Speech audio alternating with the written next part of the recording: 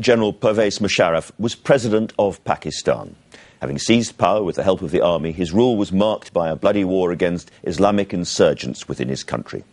Pakistan is still a crucial ally of the West, but after floods and endless violence, it is a country in terrible trouble. And yesterday, General Musharif called on Britain and America to rethink any withdrawal of troops from Afghanistan. He was speaking here in Birmingham at a rally for his new political party, which he hopes will bring him back to power. Good morning, Mr. Musharif. Andrew. Now, you have been effectively in exile in this country, and you have now set up a political party. Why?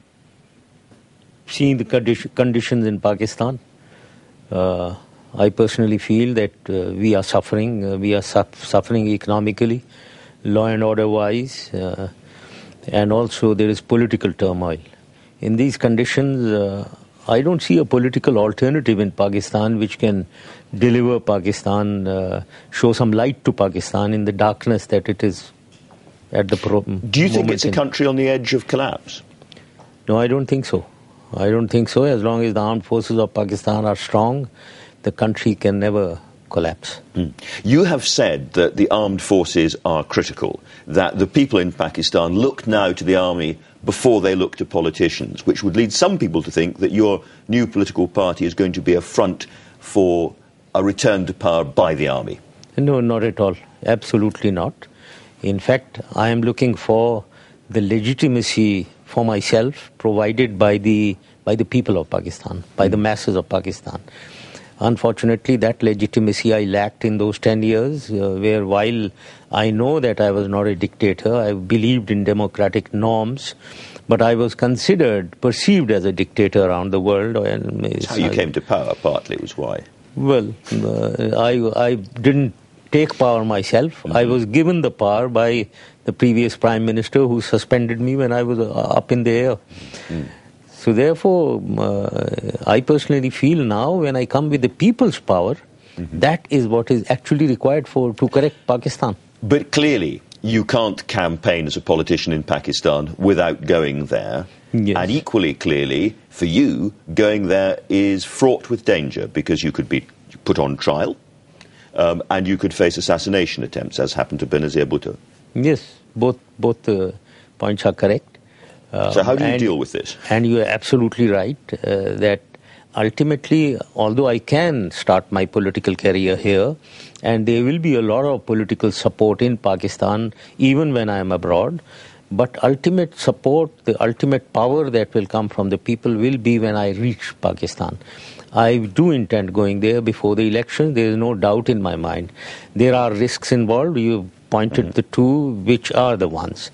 At the moment, there is no case against me whatsoever. And if at all the cases are initiated, they are all done because of political victimization. And what about one has to face all that. I will face it. I will face it boldly because I know. So there will come a point where you will get on a plane and fly back and try to lead your party, new party from there. Yes, absolutely. And do you know when that is yet? No, well, I haven't fixed the date. But one thing I'm clear about is that I will be there before the next elections. Which are 2013. 2013, if everything goes normally. Yes, if everything goes normally, which it often doesn't. And what about the security situation, particularly in northern Pakistan? If you were there, would it be an absolute priority to be cracking down much harder on the Afghan Taliban and indeed Al-Qaeda up in the north? Yes, absolutely. Because I think at the moment the biggest problem of Pakistan is terrorism and extremism within certain elements of its society. We have to have a different strategy for each. So the problem doesn't end with dealing with Al-Qaeda or the Taliban. It is also extremism in our society which is spawning that terrorism. So therefore we need to get to the root cause and address that in the long term also. And certainly I would like to deal with that more strongly.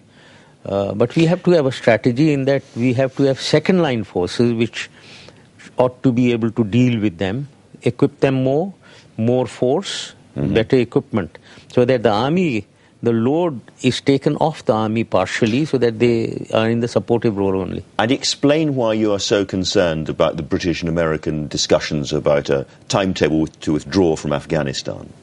Yes, I am concerned because I think that will be the fourth blunder. I keep saying there are 3 blunders that we have committed in the past.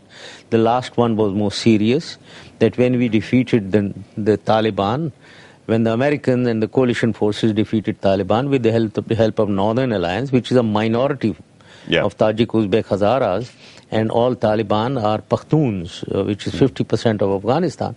I coined a term back in 2002.